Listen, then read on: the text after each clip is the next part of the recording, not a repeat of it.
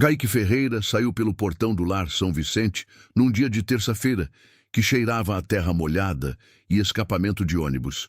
26 anos de vida, uma mochila surrada nas costas, R$ 800 dentro de um envelope pardo dobrado ao meio e um endereço escrito à caneta num pedaço de papel de caderno. O coordenador não levantou os olhos do computador quando disse boa sorte. Kaique não esperou que levantasse. Desceu a rampa de concreto do lado de fora. Atravessou o portão de ferro azul que havia cruzado pela primeira vez aos 7 anos, com os joelhos ralados e uma mochila de dinossauro que alguém havia doado, e caminhou pela calçada irregular, com passadas firmes e deliberadas, porque era a única coisa ainda sob seu controle, a forma como andava. Não houve festa, não houve abraço, não houve ninguém esperando do outro lado. 19 anos dentro daquelas paredes haviam ensinado Kaique muitas coisas que a maioria das pessoas aprende com família, e algumas que a maioria das pessoas nunca aprende com coisa nenhuma. Aprendeu a dobrar roupa de forma que ocupasse o mínimo possível de espaço.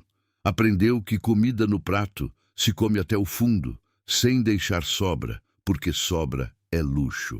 Aprendeu a não se apegar a coisas, porque coisas somem, são doadas, são emprestadas e não voltam, pertencem ao coletivo antes de pertencer a você.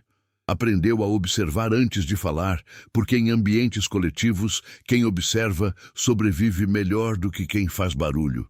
E aprendeu, acima de tudo, uma convicção silenciosa e dura como granito.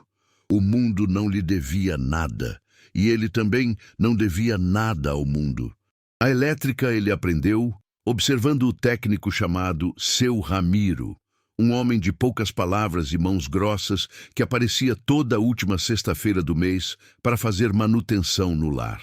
Kaique tinha 14 anos quando começou a seguir o homem de cômodo em cômodo, sem pedir, apenas observando, até que Seu Ramiro voltou a cabeça e disse: "Você quer mesmo aprender ou só está enchendo meu saco?" Kaique disse que queria aprender. Dali em diante, toda a última sexta-feira do mês, ele era o auxiliar não remunerado de Seu Ramiro, segurando a lanterna, passando a chave, anotando num caderno o nome dos fios, a numeração dos disjuntores, a lógica dos circuitos. Aos 17 anos, Seu Ramiro o deixou fazer a troca completa de um quadro de distribuição sozinho, enquanto ele tomava café na cozinha.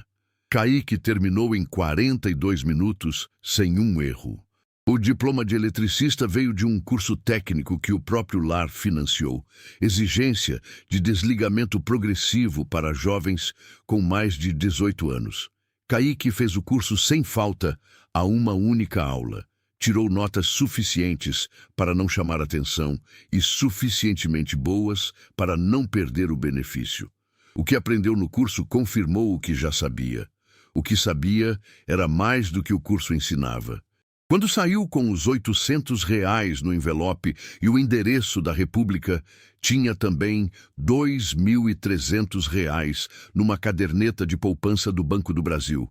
Dinheiro juntado ao longo de 3 anos de pequenos bicos, consertos de tomada, instalação de chuveiro, troca de lâmpada para moradores do bairro ao redor do lar que pagavam 20, 30, 50 reais por serviço. Nenhuma dessas coisas havia sido ensinada formalmente. Nenhuma era consequência de sorte. Era consequência de observação, paciência e a disposição de fazer o que precisava ser feito sem esperar que alguém chegasse para ajudar. A República em Sorocaba ficava num sobrado de 2 andares no centro da cidade, dono chamado Renato, homem de 40 e poucos anos que alugava 5 quartos e tinha uma regra afixada num quadro de cortiça na cozinha: cada um lava o que suja. Kaique pagou os primeiros 2 meses adiantado. Instalou um interruptor que estava com defeito no corredor sem que ninguém pedisse e começou a trabalhar na empresa de manutenção predial no prazo de 11 dias após a chegada. A empresa se chamava Predimais. Pequena, 12 funcionários, contratos com 3 condomínios residenciais e 2 comerciais em Sorocaba. O gerente era um homem chamado Osvaldo, que usava camisa polo verde escura todo dia e sempre tinha um bloco de notas no bolso. Osvaldo reconheceu competência quando viu. Dentro de 40 dias, Kaique estava resolvendo chamados sozinho, sem supervisão. Dentro de 2 meses, estava sendo escalado para os trabalhos mais complexos. Dentro de 4 meses, estava fazendo hora extra toda semana e guardando R$ 600 mensais, além das despesas. Foi quando Osvaldo o chamou para uma reunião que durou 4 minutos. Reestruturação, corte de pessoal. A demissão era sem justa causa, 30 dias de aviso prévio indenizado. Osvaldo não olhou para ele durante os 4 minutos. Kaique pegou o papel, assinou, voltou ao vestiário, juntou o capacete e as ferramentas que eram suas e saiu. Na semana seguinte, o dono da República soube da demissão. Kaique nunca descobriu como, e antecipou o despejo para 15 dias, alegando que precisava do quarto para um sobrinho. Kaique fez as contas numa terça-feira à noite, sentado na cama do quarto de 8 metros quadrados. R$ 1.940 na conta. 320 de aluguel atrasado, mais R$ 200 de alimentação para o mês. Sobraria com racionamento severo por, no máximo, 4 semanas. Depois, nada.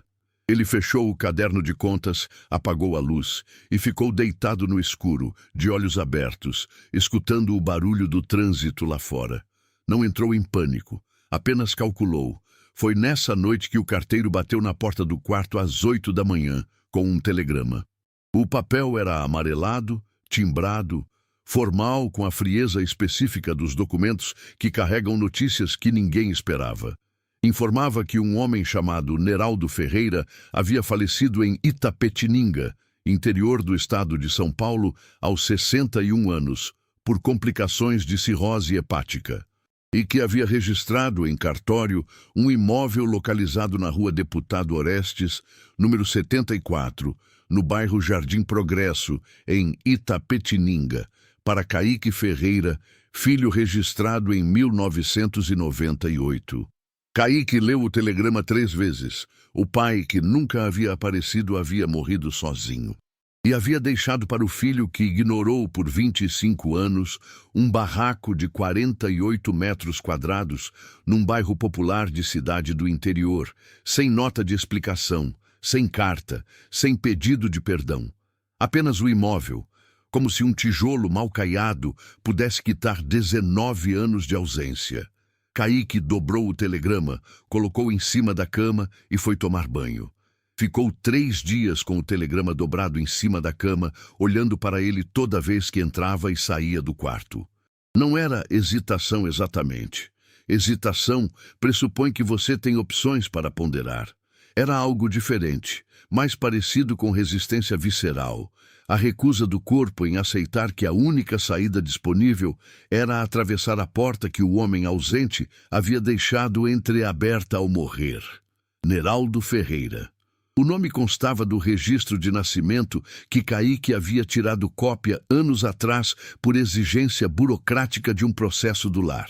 Pai, Neraldo Ferreira. Profissão não declarada. Endereço desconhecido. Aquele era o grau de presença que o homem havia exercido na vida do filho. Um nome numa linha de formulário. A mãe, Simara, havia sido internada numa clínica psiquiátrica em Campinas quando Kaique tinha 7 anos. Depois de um episódio que ninguém do lar jamais descreveu com detalhes para ele. Ele havia perguntado uma vez aos 12 anos, e a assistente social da época disse que era uma situação complexa, e mudou de assunto. Kaique não perguntou mais. Aprendeu que perguntar sobre certas coisas não trazia respostas. Trazia apenas o peso de quem está sendo poupado de algo. Simara estava viva, até onde Kaique sabia.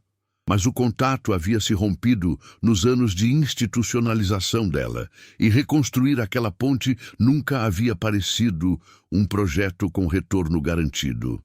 Ele pensava nela às vezes, não com saudade exatamente. Saudade exige memória suficiente para alimentar a falta, e ele tinha apenas fragmentos. O cheiro de um sabonete específico, uma voz cantando de quarto enquanto ele dormia. Mãos pequenas arrumando o colarinho de uma blusa num dia que provavelmente foi importante para alguém. Esses fragmentos não eram suficientes para construir uma narrativa de perda. Eram apenas fragmentos. Neraldo era nada, nem fragmento.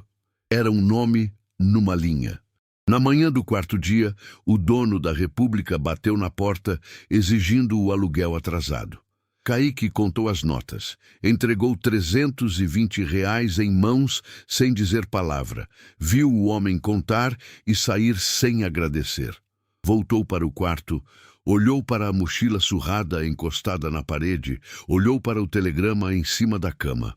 Pegou a mochila, pegou o telegrama. Foi para a rodoviária. O ônibus para Itapetininga saía às 6h40 da manhã. Kaique foi o segundo passageiro a embarcar. Ocupou o assento junto à janela, no meio do veículo, colocou a mochila no colo e encostou a cabeça no vidro frio. O preço da passagem foi R$ 42. Ele não havia calculado esse gasto quando fez as contas da semana anterior. Agora calculou R$ 1.578 restantes. O trajeto levava pouco mais de 1h30 pela rodovia Raposo Tavares. A paisagem foi mudando conforme a cidade ficava para trás. Posto de gasolina, área industrial, eucaliptal, canavial, cidade pequena que o ônibus atravessou sem parar, silos de grão à beira da estrada, gado pastando em pasto seco de outubro. Kaique olhava pela janela sem pensar em nada em particular, ou pensando em tudo ao mesmo tempo, de uma forma que não formava pensamento nenhum, apenas presença. Lembrou, sem querer, de uma frase que seu Ramiro havia dito uma vez enquanto trocavam um disjuntor danificado. Elétrica não perdoa descuido, mas elétrica também não mente. Você vê exatamente o que está errado. Não tem mistério. Kaique havia gostado daquilo. Tinha gostado da ideia de um sistema onde os problemas eram visíveis, diagnosticáveis, reparáveis, com as ferramentas certas. A vida humana funcionava de forma diferente. Os problemas ficavam escondidos atrás das paredes. Às vezes, dentro de cofres. Itapetininga apareceu como a maioria das cidades do interior paulista. Uma entrada de rodovia com posto de combustível e lanchonete. Depois, rua principal com casas geminadas e comércios de fachada antiga. Depois, praça central com coreto de ferro pintado de branco e árvores frondosas. Depois, bairros que se espalhavam para os lados como se a cidade estivesse tentando abraçar mais terra do que precisava. O terminal rodoviário ficava num prédio modesto de alvenaria cinza, com ar-condicionado barulhento e cheiro de café velho. Kaique desceu, comprou uma água mineral por R$ 3 na lanchonete do terminal. Perguntou a um segurança onde ficava o bairro Jardim Progresso. O homem apontou para a direção leste, disse que dava para pegar ônibus na parada do lado de fora ou caminhar uns 40 minutos. Kaique caminhou. O Jardim Progresso ficava numa região de loteamento popular, que havia crescido sem muito planejamento ao longo dos anos 80 e 90. Aquele tipo de bairro onde as calçadas são irregulares, porque cada morador calçou o trecho em frente de casa num momento diferente, com material diferente, em ângulo ligeiramente diferente, de forma que caminhar pela rua é uma pequena negociação constante com o terreno. As casas eram modestas, mas habitadas, a maioria com grade na janela, algumas com jardim à frente, uma ou duas com carro na garagem. A rua Deputado Orestes ficava no miolo do bairro, perpendicular a uma avenida principal estreita. O número 74 estava no meio da rua. Kaique parou na frente do portão de ferro enferrujado. Estava preso no batente por hábito, não por fechadura. A trava estava quebrada há tempo suficiente para que a oxidação tivesse soldado a ferrugem ao lugar. E ficou olhando por um momento. O barraco era exatamente o que o telegrama descrevia sem descrever. 48 metros quadrados de alvenaria simples, com reboco que havia desistido em múltiplos pontos ao longo dos anos, revelando o tijolo embaixo em manchas irregulares como continentes num mapa torto. O telhado era de amianto, a maioria das telhas intactas, mas duas claramente quebradas. Uma delas deslocada o suficiente para criar uma abertura do tamanho de um livro. As janelas tinham grade de ferro pintada de preto que havia oxidado até ficar de uma cor entre o marrom e o cinza. O quintal da frente era pequeno, menos de 2 metros entre o muro e a porta, tomado por uma grama que havia decidido virar mato por conta própria. O quintal dos fundos ficou visível quando Kaique empurrou o portão, que abriu com um som específico de metal forçado que não queria se mover, e caminhou pelo corredor lateral até a parte de trás da casa. Os fundos tinham uns 3 metros de profundidade antes do muro, e esse espaço estava tomado por capim de altura considerável com ilhas de samambaia selvagem e, no canto esquerdo perto do muro, uma mangueira velha de tronco grosso e torto que havia crescido à sua própria vontade ao longo de décadas, inclinando-se sobre o muro até que o peso havia forçado a parede a ceder em 2 pontos, criando uma fissura diagonal que percorria a extensão do muro como uma cicatriz. Kaique fez a vistoria técnica primeiro, andou pela parte externa, olhou as paredes, chutou levemente a base para sentir se havia fragilidade estrutural, examinou a calha que estava entupida de folha seca e pedaço de amianto. Depois, entrou pela porta dos fundos. A chave havia sido enviada pelo cartório, junto com os documentos do inventário, num envelope menor colado ao lado do telegrama, e fez o mesmo por dentro. O cheiro era a primeira coisa. Mofo, cigarro antigo, aquele odor específico de lugar fechado por tempo suficiente para desenvolver personalidade própria.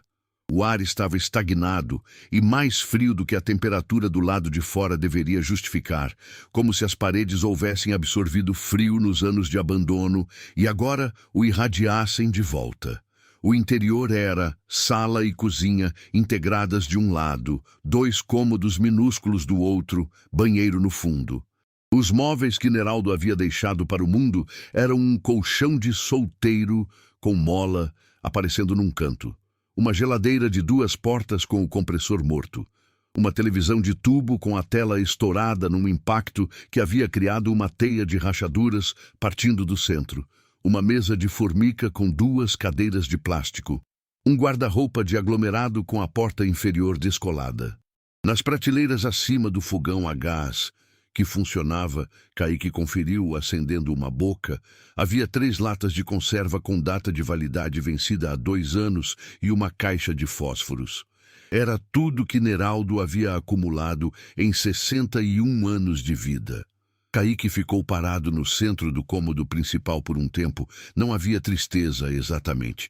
Havia algo mais parecido com o peso de entender que uma vida pode caber em 48 metros quadrados de abandono. Dormiu no chão naquela noite, enrolado no lençol que havia trazido na mochila, com a mochila servindo de travesseiro. Não chorou. Nunca havia aprendido muito bem como se fazia isso. Os primeiros 4 dias foram de trabalho. Kaique começou pela limpeza, porque era o que precisava ser feito, porque limpeza não exige sentimento, exige apenas disposição e método. Jogou fora o colchão, a televisão, o guarda-roupa, as latas de conserva. Abriu todas as janelas e portas e deixou o ar passar. Comprou por R$ 18, numa ferragista, a 4 quarteirões, uma foice de cabo curto e cortou o mato do quintal dos fundos em 2 sessões de 1h30 cada, na tarde do 2º e do 3º dia. Varreu o piso de cimento. Limpou a geladeira por dentro com água e vinagre, mesmo sabendo que estava morta. Era o tipo de trabalho que entendia. Concreto, visível, com resultado imediato. Você vê o que estava errado. Você vê o que melhorou. Não tem mistério. Na tarde do quinto dia, enquanto removia o rodapé podre da parede dos fundos do quarto menor para avaliar a extensão de uma infiltração que havia deixado mancha de umidade na parte baixa da parede, a madeira cedeu de um jeito diferente. Não era o ceder mole da madeira apodrecida pela umidade. Era o ceder rígido de algo que havia sido instalado de propósito em cima de outra coisa. Kaique parou. Bateu com os dedos no piso, do rodapé para o centro do cômodo. Piso sólido. Bateu na parede, da altura do rodapé para cima. Parede sólida. Voltou para a área onde o rodapé havia cedido e bateu de novo. Desta vez, com o nó dos dedos em vez das pontas. Som oco. Não o som oco superficial da madeira podre por dentro. O som oco profundo de um espaço vazio atrás de uma superfície. Ele pegou a lanterna do celular, ajoelhou no chão de cimento frio e começou a remover as tábuas do rodapé com cuidado, usando um pedaço de ferro que havia sido a haste de uma prateleira que jogou fora. As tábuas saíam com resistência de quem foi instalado com parafuso e depois recoberto com reboco fino por cima, suficiente para esconder a cabeça do parafuso, mas não para vedar completamente a fresta. Kaique removeu 6 tábuas antes de ver o que estava atrás. A lanterna do celular iluminou um vão de aproximadamente 30 centímetros entre a parede de alvenaria original e um segundo revestimento interno, uma folha de madeira compensada fixada sobre sarrafo, pintada da mesma cor da parede, instalada com cuidado suficiente para não chamar a atenção de quem não estivesse procurando especificamente por ela. E dentro do vão, preso à alvenaria com 4 parafusos grossos de expansão, um cofre de aço cinza escuro, modelo antiquado com bordas arredondadas, trava de combinação circular no centro da porta e manivela lateral de abertura. Kaique ficou parado. A lanterna do celular tremia levemente na mão. O cofre media aproximadamente 50 centímetros de altura por 40 de largura por 30 de profundidade. A pintura externa havia oxidado levemente nas arestas, mas o aço estava íntegro. Não havia nenhuma marca, nenhuma etiqueta, nenhuma indicação de conteúdo. Ele olhou para o cofre por quase 2 minutos sem se mover. Depois pegou o ferro de pé de cabra, apoiou no chão, levantou e foi fazer café com o fogão a gás. Levou um dia inteiro para abrir. Kaique não era do tipo de achar que soluções complicadas são necessariamente melhores do que as simples, então começou pelas óbvias. Tentou datas de aniversário que constavam dos documentos do inventário. 14 de março de 63, dia, mês e ano do nascimento de Neraldo. Sem resultado. Tentou variações. 630314, 140363, 031463. Tentou o ano de nascimento de Kaique, 98. Tentou combinações de números de documentos. Tentou o número da casa, 74. Tentou o CEP do bairro, que havia memorizado sem querer ao preencher os papéis do inventário. Parou, tomou água, comeu metade de uma barrinha de cereal que havia na mochila. Voltou para o problema com método diferente. Foi ao cartório no dia seguinte de manhã. Pediu ao atendente, uma mulher de cabelo preso que parecia ter pressa permanente, uma cópia do processo de inventário completo. Leu o documento no banco da praça em frente, folha por folha, procurando números que pudessem ter significado para Neraldo. Encontrou no rodapé de um dos formulários preenchidos de próprio punho pelo falecido a data de casamento, 22 de novembro de 1987. Não havia divorciado. A esposa havia falecido, constava no processo sem detalhes. Voltou para o barraco. Digitou 221187. O cofre abriu com um clique seco e definitivo. Kaique ficou olhando para o interior do cofre por tempo que não soube medir depois. Seu cérebro, que havia sido treinado em 26 anos de vida a processar situações com pragmatismo e sem drama excessivo, teve um momento de genuína interrupção. como um disjuntor que abre quando a corrente ultrapassa o limite projetado. Dentro do cofre havia 3 coisas. A primeira eram maços de cédulas. Não algumas notas.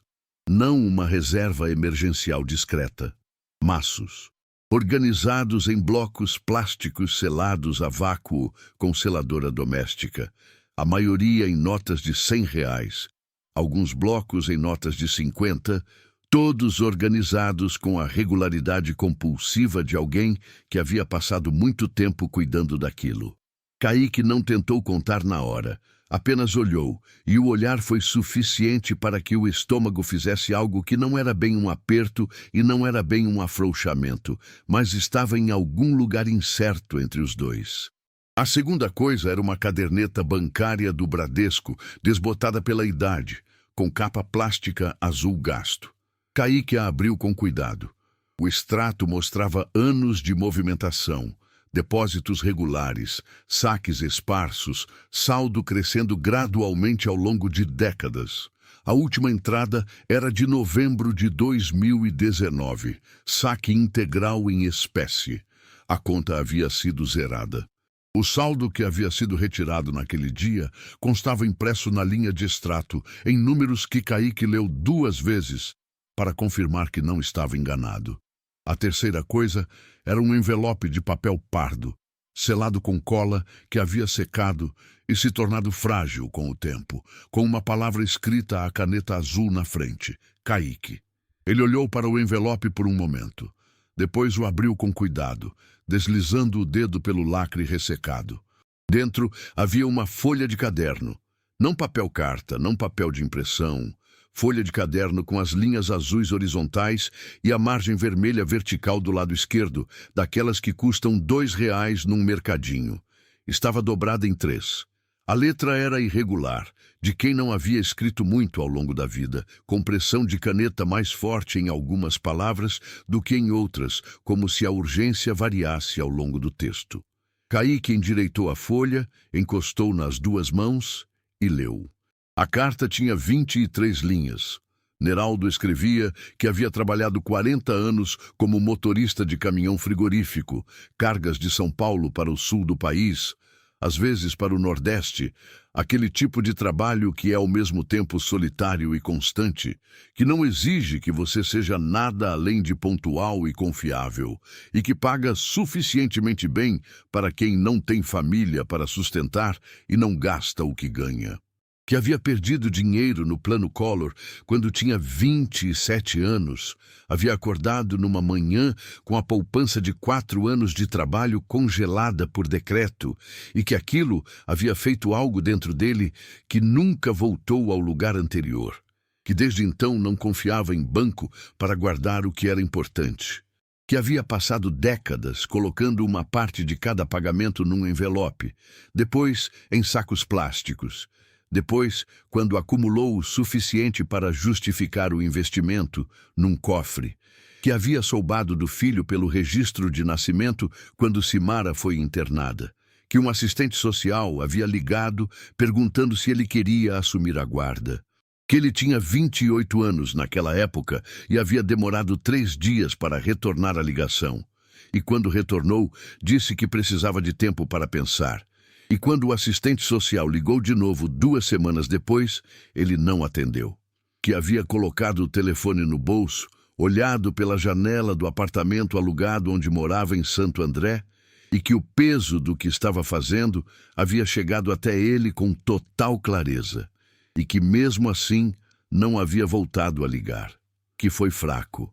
Que tinha medo da responsabilidade, que tinha medo de ser o pai que seu próprio pai havia sido, ausente, duro, sem palavras, que achou que seria pior do que a ausência total, que passou anos convencendo a si mesmo disso, que quando a cirrose veio, 2 anos antes da morte, havia pensado no filho, que havia procurado o nome Kaique Ferreira em registros públicos, encontrado o endereço do lar, ficado sabendo que o menino havia saído aos 18 anos como todos saem, que havia pensado em procurar contato diretamente e não soube como, que a carta era o único pedido de perdão que sabia fazer.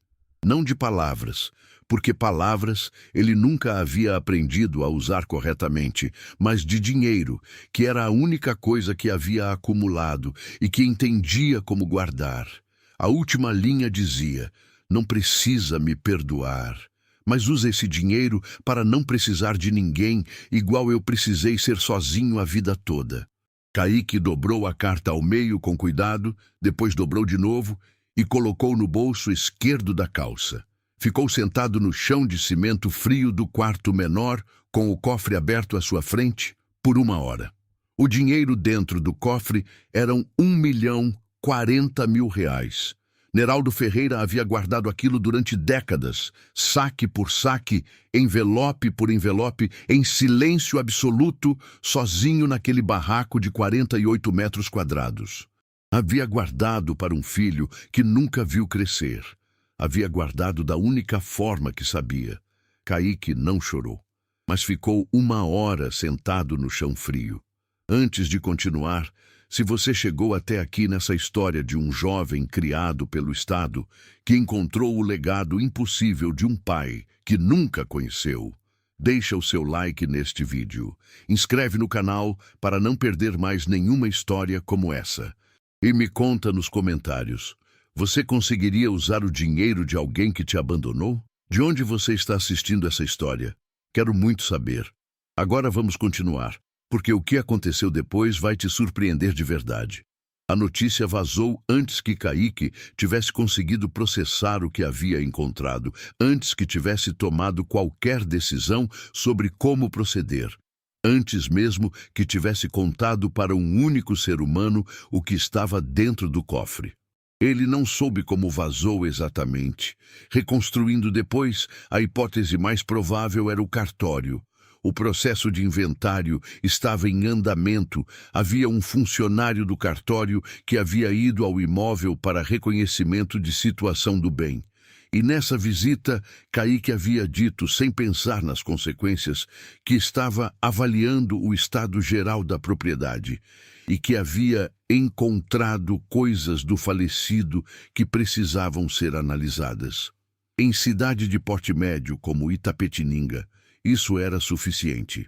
O homem apareceu no portão da rua Deputado Orestes na manhã de uma quinta-feira, 3 dias após a descoberta do cofre. Era um homem de 54 anos, porte médio tendendo ao corpulento, cabelo ralo e escuro penteado lateralmente com produto que brilhava ao sol da manhã. Usava calça social, camisa listrada aberta no colarinho, sapato de couro que havia sido bom e estava começando a mostrar desgaste. Tinha a postura específica de quem está acostumado a entrar em lugares como se o terreno fosse dele, por direito de caráter. Você é o Kaique? Ele disse. Não perguntou. Gilberto Moraes. Sou primo do Neraldo, 2º grau. A gente precisa conversar. Kaique ficou parado no centro do quintal da frente, foice na mão. Havia voltado ao quintal dos fundos para terminar o trabalho que havia parado quando encontrou o cofre, olhando para o homem no portão. Pode entrar, disse. Sentaram na sala. Kaique, nas 2 cadeiras de plástico que havia mantido, Gilberto na que ficava mais próxima da porta, como quem reserva a rota de saída. O homem olhou em volta pelo cômodo com aquela expressão que algumas pessoas fazem quando estão calculando valor, sem querer que você veja que estão calculando, mas que qualquer pessoa que cresceu observando consegue identificar facilmente. Olha, vou ser direto, Gilberto disse, e o tom era o de quem define direto como a forma mais eficiente de apresentar uma vantagem unilateral. Eu ajudei o Neraldo nos últimos anos. Levava ao médico, fazia compra, resolvia problema. Ele era um homem difícil, você sabe como é, não gostava de pedir ajuda, mas dependia de mim para várias coisas e a gente tinha um acordo. Que acordo? Ele assinou um documento em 2021. Gilberto tirou do bolso interno da camisa um papel dobrado, abriu, colocou na mesa entre os dois. Era uma cópia de um documento com cabeçalho de cartório, texto jurídico em linguagem formal. transferindo os direitos sobre bens móveis e imóveis para mim em caso de falecimento. Ele não tinha mais ninguém, né? Pensava em me deixar alguma coisa em troca dos anos de cuidado. Kaique olhou para o documento sem tocá-lo. Mas ele me deixou a casa. A casa, sim. Isso foi antes. Gilberto acenou como se aquilo fosse detalhe de menor importância. A casa foi registrada antes desse documento. O documento cobre bens móveis, objetos, pertences, coisas que estavam dentro da propriedade, incluindo qualquer valor que ele pudesse ter guardado. O silêncio que se instalou durou uns 5 segundos. Eu não sei de nenhum valor guardado, Kaique disse. Gilberto sorriu. Era um sorriso de quem já ouviu essa frase antes e não a leva a sério. Escuta, não precisa ser assim. Eu não quero problema. Você é novo. Você tem toda uma vida pela frente. Não precisa entrar numa briga judicial cara e demorada. Eu estou disposto a ser razoável. Você fica com a casa, que já vale alguma coisa, é um bem real. E a gente divide o resto de forma justa. 60% para mim, 40% para você. Todo mundo sai ganhando. Kaique olhou para o homem por um momento. Eu não sei de nenhum valor guardado, repetiu. E preciso consultar um advogado antes de assinar qualquer coisa. Se esse documento do senhor for legítimo, o advogado vai confirmar. Se não for, também vai confirmar. A expressão de Gilberto mudou. Não dramaticamente. Era homem de controle. Mas o ângulo dos ombros mudou levemente. A posição da mandíbula ficou um pouco mais firme. Você está cometendo um erro, disse, levantando e dobrando o documento de volta. Pode ser, Kaique concordou, mas é meu erro para cometer. Gilberto saiu. Kaique ficou olhando para a cadeira vazia onde o homem havia sentado. Depois foi para o quintal dos fundos e voltou a trabalhar com a foice. No dia seguinte, um oficial de justiça apareceu com uma notificação. Gilberto Moraes havia entrado com ação cautelar pedindo bloqueio imediato do inventário e confisco preventivo do cofre e de seu conteúdo, sob a alegação de que o documento de 2021 conferia a ele direitos sobre bens móveis deixados pelo falecido. Um juiz havia concedido liminar provisória. O prazo para contestação era de 15 dias úteis. Kaique leu a notificação em pé na soleira da porta, o oficial de justiça esperando com expressão neutra de quem entrega más notícias como parte de rotina profissional. Preciso assinar alguma coisa? Kaique perguntou. Apenas confirmar o recebimento. Kaique assinou o protocolo, agradeceu ao oficial, fechou a porta. Tinha R$310 no bolso. Não tinha advogado. Não tinha conhecidos em Itapetininga. Tinha 15 dias úteis. Ficou em pé no centro da sala por um momento, olhando para o chão de cimento. Depois pegou a mochila, colocou a notificação dentro, abriu a porta e foi para a rua. A vizinha do número 72 era uma mulher de 67 anos, chamada Perpétua Silveira. Kaique a havia visto 2 vezes desde que chegou. Uma vez varrendo a calçada na manhã do segundo dia, outra vez regando uma fila de vasos de samambaias no corredor lateral da casa. Ela havia acenado nas 2 ocasiões. Ele havia acenado de volta. Naquela tarde, quando ele saiu pela porta da frente da casa sem saber exatamente para onde ir, mas com a necessidade urgente de não ficar parado dentro de 4 paredes, Perpétua estava sentada numa cadeira de praia, na calçada à frente da porta, descascando vagem numa bacia plástica amarela. Ela levantou os olhos quando ele passou. Você está com cara de problema, ela disse. Não era pergunta. Kaique parou, olhou para a mulher. Tinha aprendido ao longo de 26 anos que existem pessoas que fazem observações como essa buscando fofoca e pessoas que fazem porque reconhecem algo. Não eram difíceis de distinguir. Estou, ele disse. Senta aqui, ela disse, fazendo um gesto para a calçada ao lado da cadeira. Eu faço café. Kaique sentou no degrau da calçada. Perpétua entrou, voltou com 2 copos de café adoçado e um prato com biscoito polvilho. Sentou de volta na cadeira, retomou a vagem. Veio o Gilberto, ela disse. Não perguntou. Veio! Perpétua bufou pelo nariz, um som específico de quem confirma o que já esperava. Eu moro aqui há 22 anos, ela disse. Conheci o Neraldo quando me mudei. Era homem difícil, não de ruim, difícil. Não sabia conversar, não sabia pedir, mas também não sabia machucar ninguém de propósito.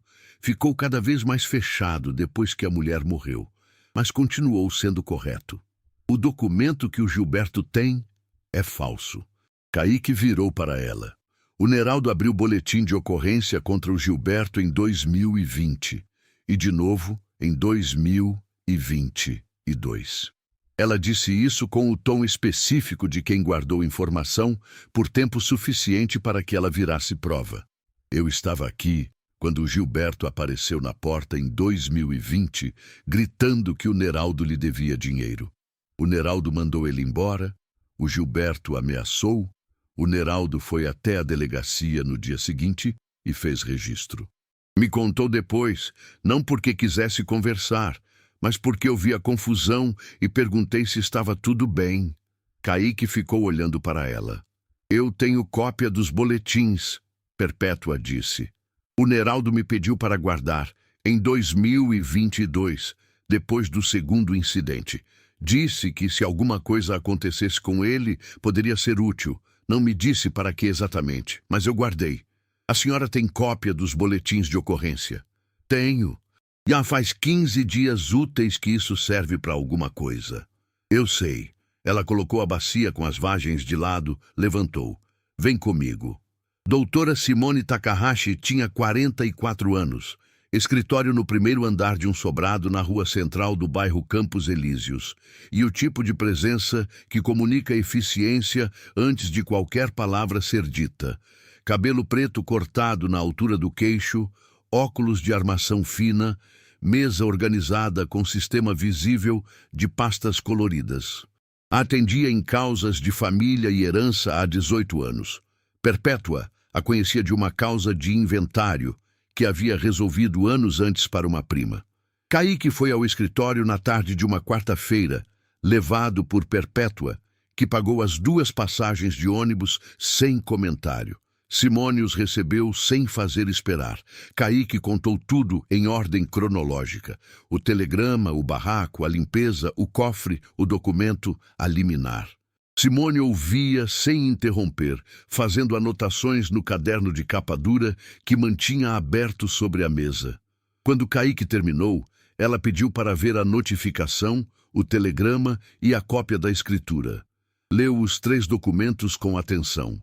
Depois, perguntou se poderia ver o documento que Gilberto havia apresentado. Eu não tenho.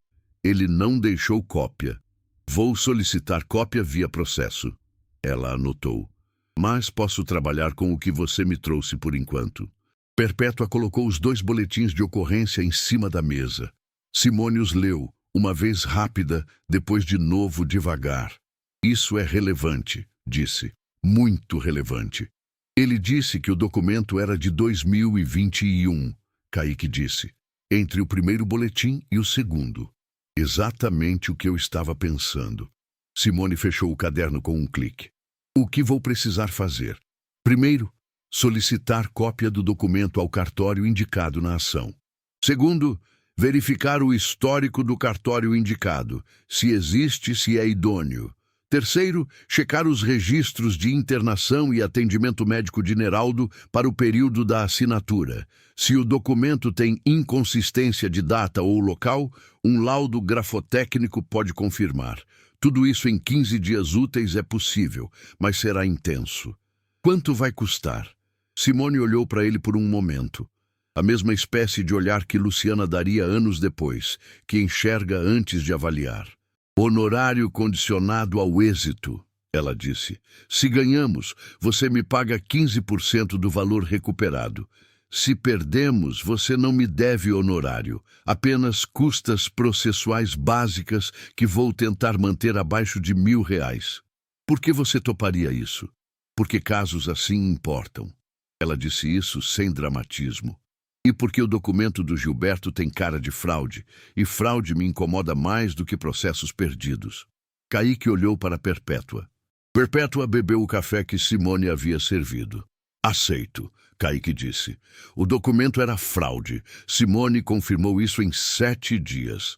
O cartório indicado no cabeçalho existia, mas ficava em Bauru, cidade a quase 200 quilômetros de Itapetininga. Os registros do cartório mostravam que Neraldo Ferreira nunca havia comparecido àquele estabelecimento. A assinatura havia sido reconhecida por um tabelião auxiliar que não trabalhava mais no cartório e cujo paradeiro estava sendo investigado em outro processo por reconhecimento fraudulento em 2 ocasiões anteriores. O elemento decisivo foi o laudo grafotécnico que Simone financiou antecipadamente do próprio bolso. A assinatura no documento era falsa. A pressão de caneta, o ângulo de inclinação, o fechamento específico do F do sobrenome, tudo incompatível com a assinatura autêntica de Neraldo, presente em documentos oficiais do cartório de Itapetininga. Mas os registros médicos do Hospital Regional de Sorocaba mostravam que Neraldo havia sido internado por pancreatite aguda entre os dias 17 e 26 de agosto de 2021. A data do documento fraudulento era 22 de agosto de 2021. O juiz revogou a liminar no 11º dia útil. Na semana seguinte, abriu investigação criminal contra Gilberto Moraes por falsificação de documento particular e tentativa de fraude em processo de inventário. 4 meses depois, o inventário foi homologado integralmente em favor de Kaique Ferreira.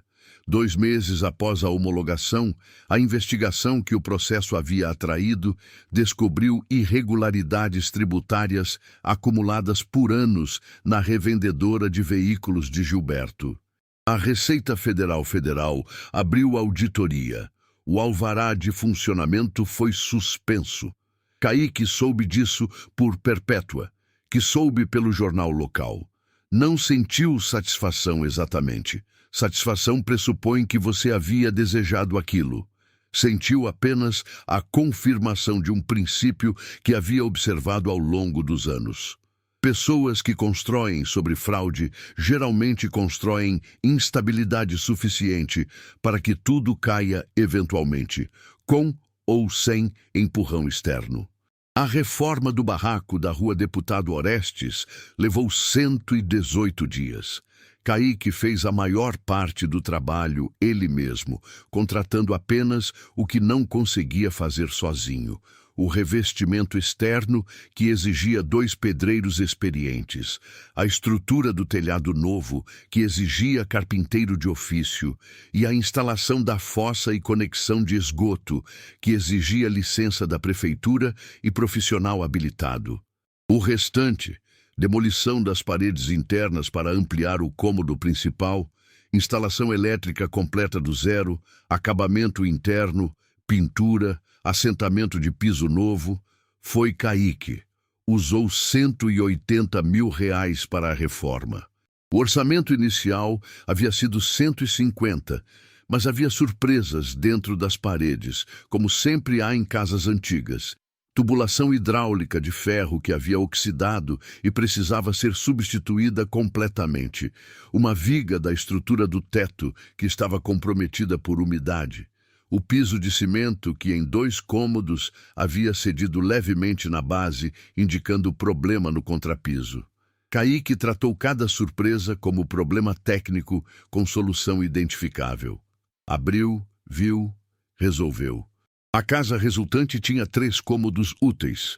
Sala, cozinha integradas, 2 quartos, banheiro reformado com azulejo de ladrilho hidráulico branco e azul que Kaique havia escolhido numa cerâmica porque era o tipo mais barato que não parecia barato. Revestimento externo de argamassa texturizada, pintada na cor amarelo claro que havia parecido ousada na paleta e ficou natural na parede. Uma mangueira velha de Neraldo no quintal dos fundos havia sobrevivido à reforma.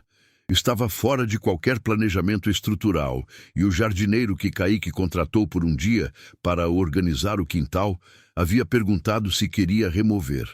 Kaique disse para deixar. No dia em que a reforma ficou pronta, Kaique ficou parado na calçada, em frente por uns minutos olhando. Era a mesma casa, 48 metros quadrados no mesmo endereço da mesma rua, mas era irreconhecível. Perpetua apareceu do lado, a bacia de vagem no braço como de costume. Ficou bonita, ela disse. Ficou. Kaique concordou. Seu pai teria gostado. Kaique ficou em silêncio por um momento. Não sei, disse, mas eu gostei, e é o suficiente. A empresa foi ideia que havia estado se formando desde os primeiros dias no barraco. Kaique havia identificado a ironia sem precisar anunciá-la. Ele tinha habilidade técnica, tinha capital agora, estava numa cidade onde havia demanda por manutenção elétrica e havia uma questão prática de como empregar o tempo produtivamente enquanto o processo de inventário corria.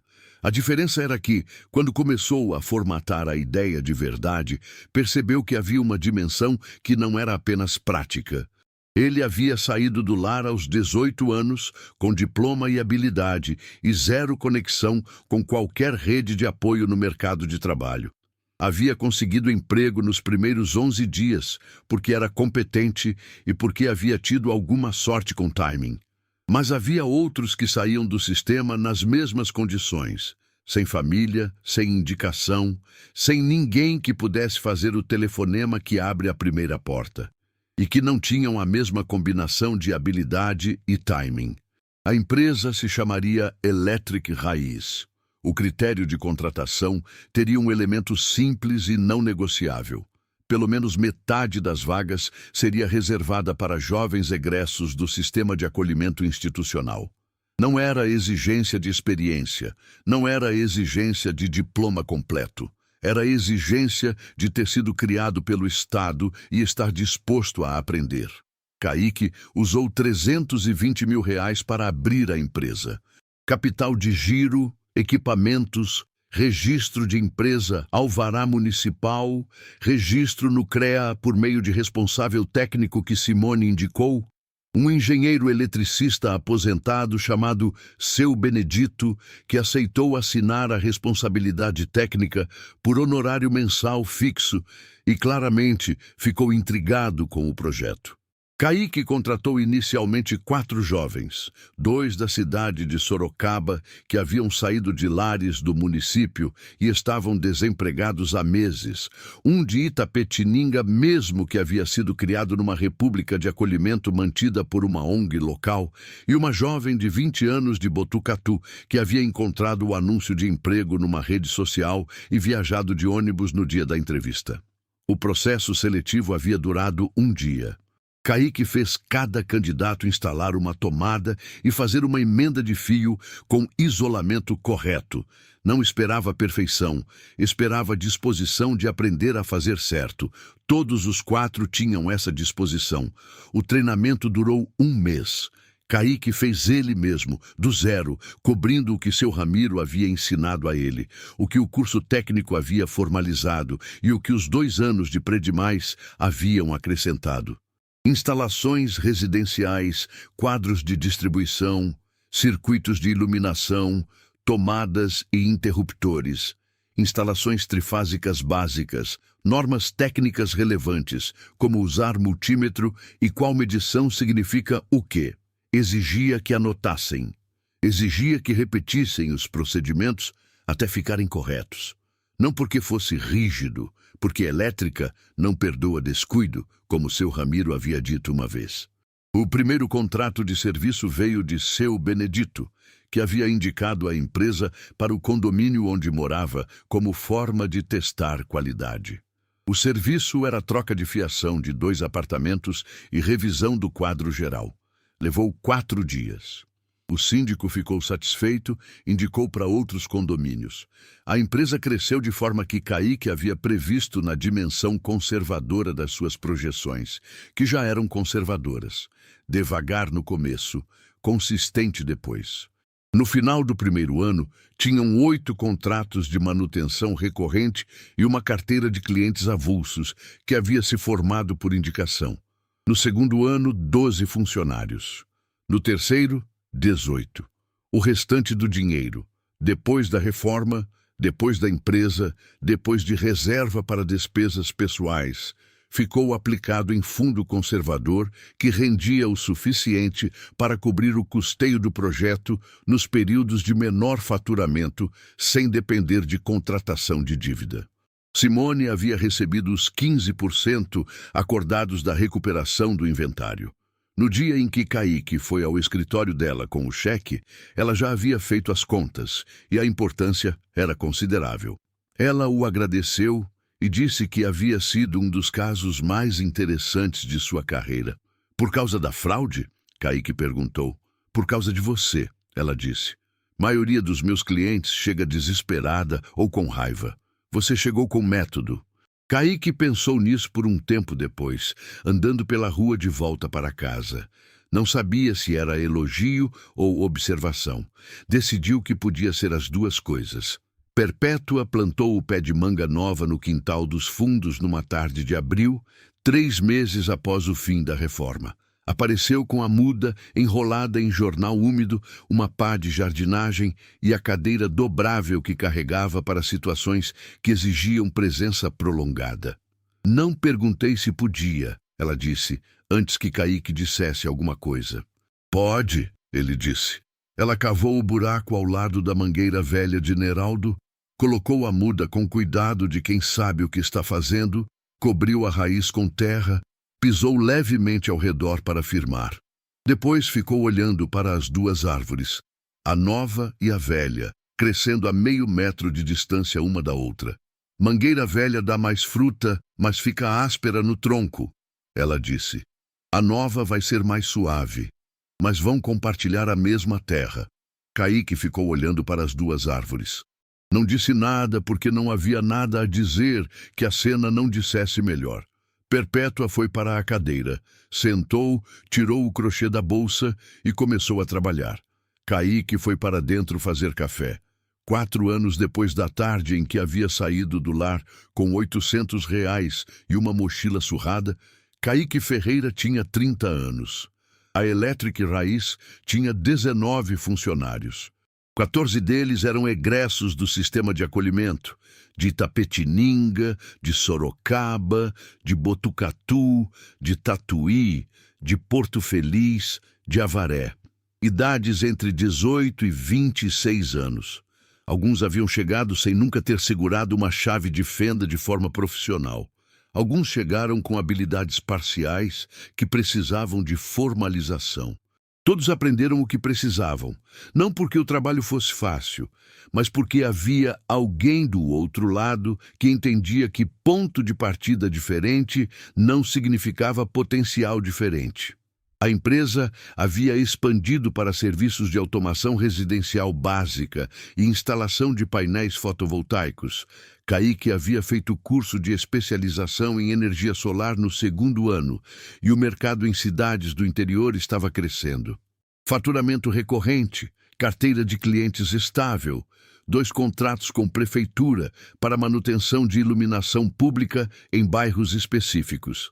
A casa da rua Deputado Orestes, 74, com paredes amarelo claro e a placa simples de metal escovado na entrada, Electric Raiz, manutenção e formação, havia se tornado também ponto de atendimento e, informalmente, lugar de referência para jovens da região que saíam do acolhimento sem saber por onde começar.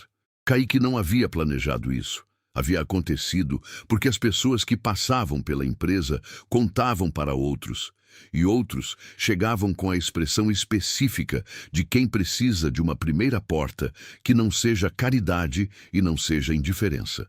Seu Benedito aparecia toda quinta-feira para revisar projetos elétricos, tomar café e fazer observações técnicas que alternavam entre precisão absoluta e divagação filosófica de engenheiro aposentado com tempo livre. Simone havia indicado 2 clientes para a empresa no segundo ano, não por obrigação. Kaique não havia pedido, ela simplesmente havia visto qualidade e dito para as pessoas certas. Perpétua ainda descascava vagem na calçada, na cadeira de praia, na maioria das tardes. E ainda recebia café quando Kaique passava pela porta. A carta de Neraldo estava numa caixa de documentos no segundo gaveta da mesa do quarto. Kaique não a relia com frequência, mas sabia onde estava. Numa tarde de outubro, 4 anos após a chegada a Itapetininga, Kaique estava verificando o projeto elétrico de um novo contrato quando ouviu bater no portão. Era um rapaz de 18 anos, talvez 19, magro, com a mochila do tipo que parece ter viajado mais do que uma mochila deveria. Olhar direto, mas sem arrogância, aquele tipo de olhar que aprende a ser direto por necessidade. Vi o anúncio, o rapaz disse, que vocês contratam quem saiu de lar. É verdade? É verdade, Kaique disse. Eu saí do lar de Avaré 2 meses atrás. Não tenho experiência, mas aprendo rápido. Kaique abriu o portão. Como você se chama? Tiago. Vem tomar café, Tiago. Vou te explicar como funciona. O rapaz entrou. Kaique fechou o portão atrás dele. Olhou por um momento para a rua, para a mangueira velha de Neraldo, que ainda dava fruta todo janeiro, para a muda que Perpétua havia plantado ao lado e que agora estava com o tronco da espessura de um pulso, crescendo firme e suave como ela havia previsto. Depois foi para dentro fazer o café. A história de Kaique Ferreira não é sobre dinheiro encontrado num cofre. É sobre o que uma pessoa faz com o que recebe. Não apenas com o que recebe de herança, mas com o que recebe de tempo, de obstáculo, de segunda chance tardia. Neraldo guardou R$1 milhão durante 40 anos sem conseguir guardar uma conversa, sem conseguir guardar presença. O dinheiro era o único idioma que conhecia para dizer o que não soube dizer com palavras. Kaique poderia ter guardado tudo. Poderia ter usado para nunca mais precisar trabalhar, para construir uma muralha entre ele e a precariedade que havia conhecido por 26 anos. Seria compreensível, seria justificável, mas ele usou para construir uma porta que sabia por experiência que ninguém havia construído para ele quando precisou. Legados verdadeiros não são os que a gente recebe, são os que a gente escolhe construir para quem vem depois. Neraldo deixou dinheiro.